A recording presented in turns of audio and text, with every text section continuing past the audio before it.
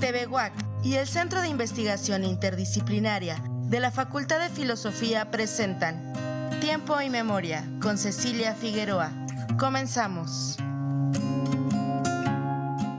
Buenas tardes. Del corregimiento de Querétaro lo único que conocemos es a la llamada corregidora. En la historia oficial, en las primarias, el Día del Grito, siempre dan vivas y loas a la corregidora, doña Josefa Ortiz de Domínguez.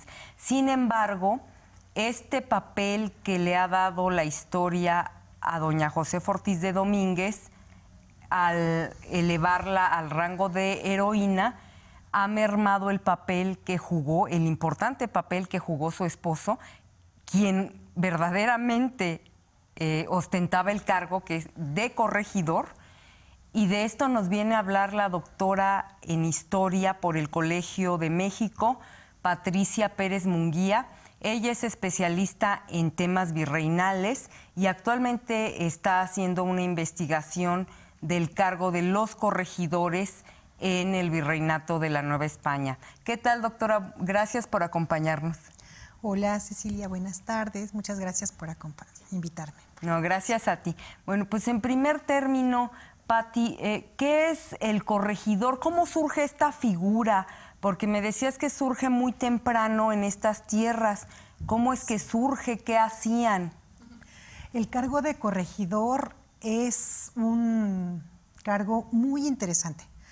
Este cargo surge cuando Fernando de Aragón, el rey Fernando de Aragón y la reina Isabel se unen en España.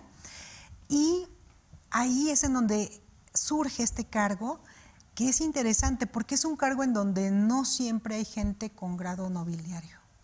Hay gente que sabe de administración. Es como un inicio de la burocracia. Y parece ser que es una figura que va a establecerse cuando viene la conquista como un administrador público para instalar en lo que ellos conocen, que es el buen gobierno. Esa es la idea de un corregidor.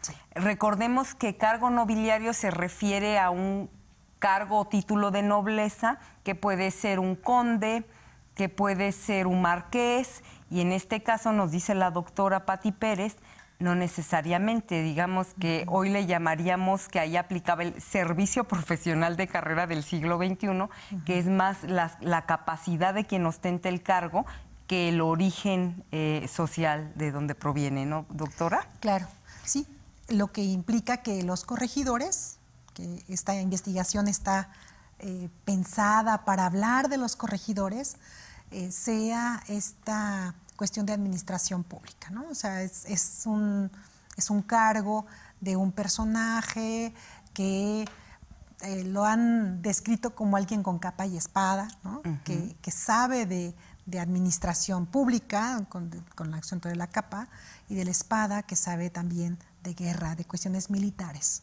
Y esto es interesante en los corregidores porque la conquista se consolida, ¿no? Bajo un ambiente que es bélico, que hay cierta belicosidad, hay intenciones de asentar un gobierno. Entonces el corregidor, como funcionario real, conoce de ambas cosas y por eso es que es interesante esta figura. Y es una figura que va a tener una historia pues más o menos larga, va a estar presente prácticamente todo el virreinato. Hay algunas figuras que van a desaparecer, él permanece, pero no es una figura que esté como de la misma manera en la conquista, sea el mismo tipo de justicia hasta finales. Va cambiando, va teniendo cambios. Esto sucede en el siglo XVIII, pero ¿por qué en el siglo XVIII, hacia la segunda mitad del siglo XVIII, el rey de España decide extinguir este cargo? ¿A qué se debe? ¿Por qué ya no son funcionales? El intento por extinguir esta figura, tendríamos, por ejemplo, un periodo importante de reformas borbónicas, porque el rey va a salir de, va a tener una política nueva, ¿no? Una política que está, pues la hemos considerado como dentro de la Ilustración, por generalizarla, pero es una política que intenta establecer reglas nuevas para mejor control de un territorio que es enorme. Y que además España como reino, entrando los Borbones, o sea, entrando Felipe V en el siglo XVIII, prácticamente arranca esta dinastía con el siglo XVIII, va a empezar a tener pérdidas de territorio. ¿Sí? Desde 1713, con los tratados de Utrecht, hay pérdidas de territorio importantes. Está el estrecho de Gibraltar, por ejemplo, se pierde el control de ese estrecho en ese momento, lo gana Inglaterra como tratado de fin de una guerra, y entonces los reyes empiezan a ver que no tienen el control de su territorio. Y esto va a ocasionar que se nombren nuevos tipos de funcionarios, nuevos tipos de administración, y que se piense cuáles son funcionales de los que venían del periodo anterior y cuáles habría que colocar nuevas figuras para poder mantener este buen gobierno, este control de las colonias. Y va a ser mucho más administrativa la corona Borbón que la corona Habsburgo, en este caso, ¿no? Y esta idea de, bueno, ¿sirve o no sirve el corregidor como figura? Va a entrar en crisis, porque el corregidor ya no corresponde con los intereses de administración de gobierno de los Borbones, pero también el corregidor era un cargo que se había corrompido, ¿no? Hay elementos de corrupción muy fuertes porque, por ejemplo, se encargaban de recoger el tributo de los indios, se encargaban de administrarlo, hay dinero de por medio, también hay cuestiones de repartimiento, exceso con los indios, ¿no? Los indios tenían que pagar su tributo al rey con trabajo, ellos no tenían dinero, entonces los colocaban en diferentes puntos para pagar con trabajo. Esta situación de mover a la población es algo que el corregidor también hace, ¿no? Porque es alguien que tiene este control, digamos, administrativo, pero los indios se quejaban mucho de los corregidores porque en los traslados pues tenían que alimentar al corregidor, servirle, o sea, darle como servicio personal, volverse una especie de esclavos del corregidor. Y esto pues también no le va a gustar demasiado a los Borbón, ¿no? Que hay demasiadas quejas, comentarios que van viendo que este cargo está teniendo ciertos elementos de corrupción. Abuso de poder, Abuso ¿no? de poder. Pero es que además me comentabas, doctora, que los ámbitos de competencia de los corregidores en este momento, antes de las reformas borbónicas, pues eran inmensos. Sí. Me decías que tenían competencia en cuestiones de gobierno, de justicia, de hacienda y de guerra, sí, en todos los ámbitos. Entonces era un poder desbordado, ¿no? Era un poder muy amplio, tenía las 4 causas que has mencionado ahora, y esto va como dejando demasiado poder en una sola persona, ¿no? Hay distintos corregimientos, hay corregimientos que de pronto yo veo que se parecen a los de Querétaro, hay corregimientos en el área de Veracruz, por ejemplo. Cosamaloapan es un corregimiento que me parece que tiene cosas que se parecen a Querétaro, la cantidad de población indígena a la cual están administrando, un lugar en donde pasa el comercio, ¿no? Igual que aquí.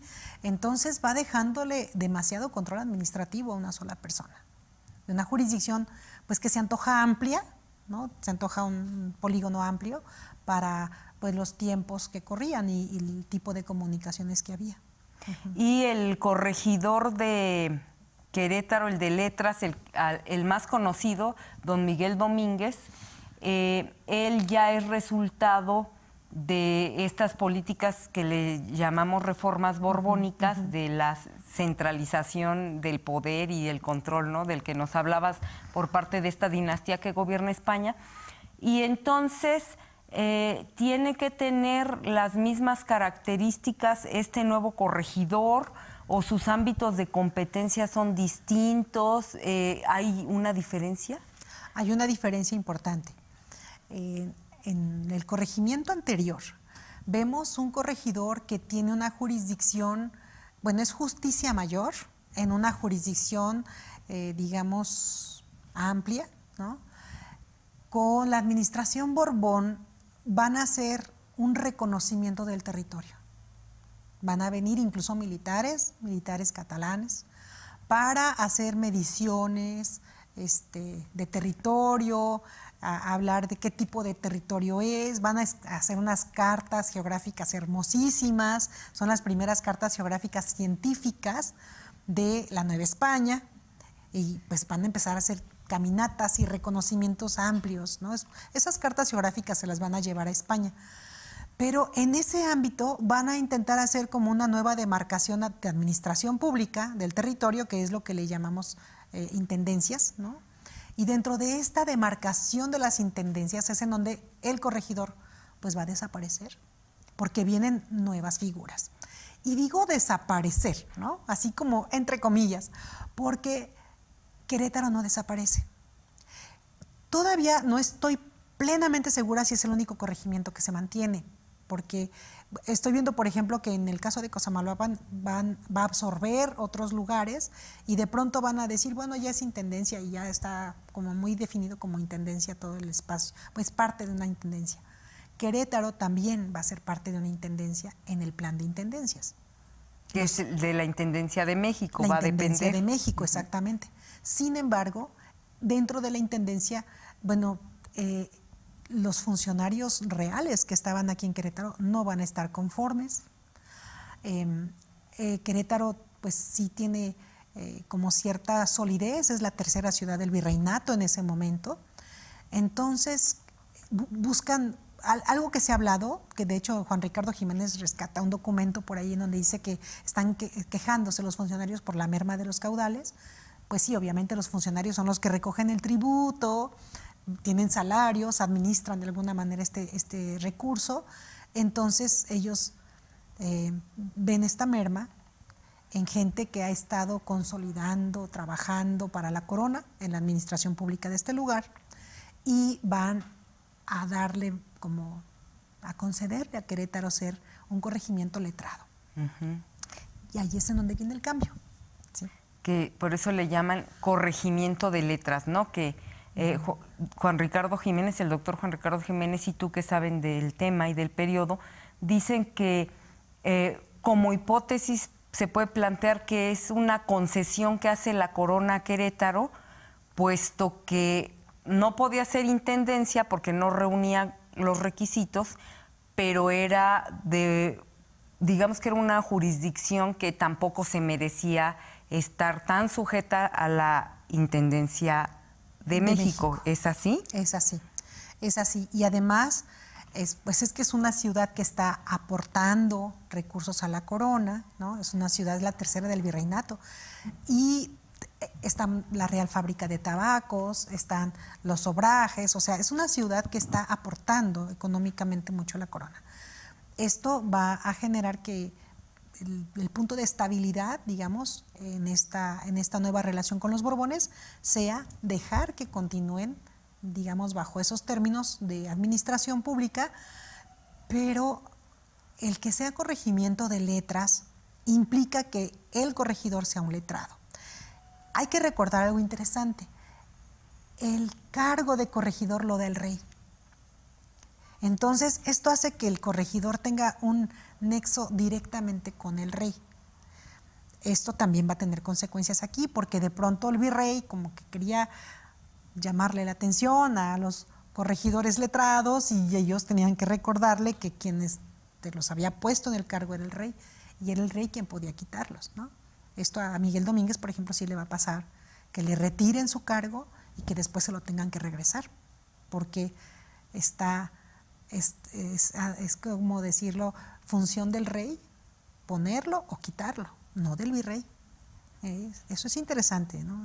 Y una de las perspectivas novedosas de tu investigación, lo que te llama poderosamente la atención, digamos que es una de las líneas, es por qué los dos corregidores de letras que hubo en Querétaro, los dos son criollos, es decir, padres de españoles, pero ya ellos nacidos en este territorio. Exacto. ¿Por qué ese dato te salta o para una doctora en historia es importante? Es importante porque es otorgarle una función distinguida a gente que normalmente no le otorgarían, porque estos cargos importantes son cargos que se le dan a peninsulares, ¿no? O sea, la confianza del rey está puesta en los peninsulares, es a los que conoce. A los criollos no los conoce. Esto a mí me salta mucho porque él nunca tuvo relación ni lejana ni cercana con estos corregidores. Entonces está dando un voto de confianza a los criollos, eso es importante. Y lo otro es que estos criollos van a tener atención al rey, pero por sobre todo es gente de la región. Es gente que está, bueno, él no nació aquí, pero aquí estuvo mucho tiempo, ¿no? Entonces están preocupados por la Nueva España. Es gente de la Nueva España. Y eso se va a notar en los escritos de Miguel Domínguez. Cuando uno lee a Miguel Domínguez, se da cuenta que él está con los ojos puestos en el territorio novohispano, no en estarle dando cuentas de todo lo que ocurre aquí a la corona. De hecho, uno de los motivos por los cuales es destituido y esto le genera mucho descontento para con el rey de España y el régimen virreinal es justo, y fíjate, doctora, que eso es lo que a mí me salta. ¿Por qué no ha sido reconocido si fue un hombre que ejerció el cargo, como tú dices, siempre queriendo beneficiar a la Nueva España, pero también a los indígenas, a los mulatos, a las castas, siempre queriendo evitar que abusaran de ellos, y sin embargo no ha sido reconocido? Yo lo que detecto en los dos corregidores criollos es que son hombres justos.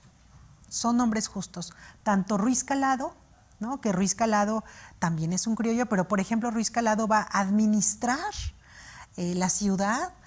A él le va a corresponder hacer la división en cuarteles, por ejemplo, que 3 cuarteles de administración pública, va a hacer un plano con nombres de calles, o sea, va a estar preocupado por la administración pública de la ciudad, pero además también son justicia, son jueces.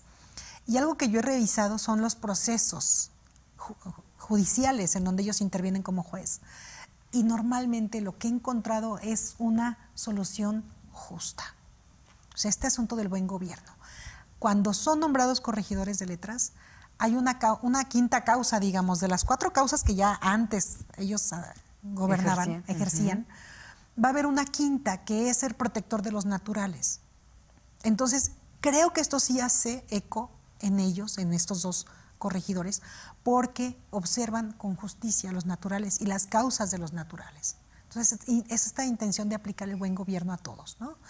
En los escritos lo vemos. Incluso Miguel Domínguez se va a enemistar fuertemente con los obrajeros, porque él dice los obrajes son centros de esclavitud, son centros de explotación, y lo escribe en un documento que va a ir al virreinato, o sea, que se va a conocer públicamente. Esto va a ocasionar que los